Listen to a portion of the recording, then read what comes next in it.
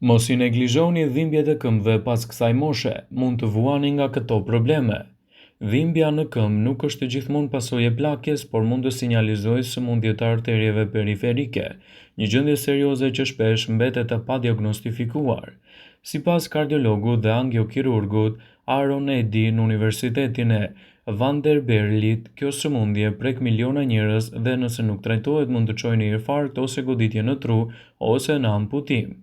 Dy faktorë kryesorë të rrezikut janë duhani dhe diabeti, ndërsa simptomat përfshin dhimbje ose ngërçe gjatë ecjes që qetësohen me pushim. Plagët që shërohen ngadalë, ngjyrë të zbehtë ose ndryshime të lëkurës dhe rritje të ngadalshme të thonjve.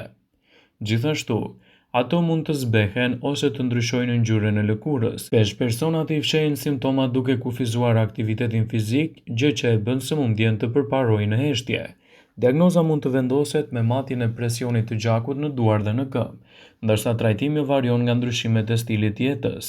Nëse vëreni këto ndryshime, urgjent shkoni tek mjeku për të evituar çdo dyshim dhe problematikë të mundshme.